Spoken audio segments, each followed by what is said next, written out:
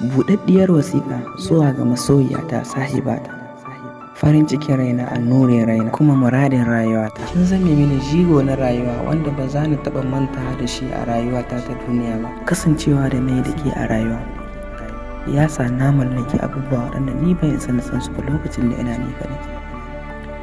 Na kasance ina tunawa da ke a duk lokacin da numfashi na yake bugawa. Nakan ji daɗi da walwala a duk lokacin da na yi tozali da kyakkyawar fuskarki wadda take haskaka filin masoyi. Rabuwata da ke kamar zafin cire ran ɗan adam ne a ranar da zai barin duniya. Ki sani kuma ki ƙara sani, son ki ba wanda ya san adadin shi a zuciyata bayan mahaliccina. Na kasance cikin ɗimuwa da damuwa a duk lokacin da na nisanta da ke ko kuma na daina ganin ki a idanuna. Da za a ɗauki ma'auni, auna soyayyar da nake miki akan ma'auni ba zai iya auna soyayyar da nake miki ba.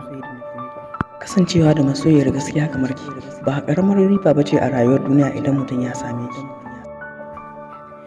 Masoyiyata, kada ki taɓa mantawa da ni kamar yadda ni ma ba zan manta da ke ba a rayuwata. Lallai haƙiƙanin gaskiya, samun masoyi a doron duniya shine ɗorewar rayuwa kuma shine jin daɗin rayuwa.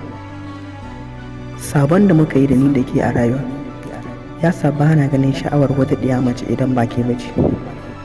Masoyiyata, farin ciki na, a nan nake ce miki ina miki fatan alkhairi.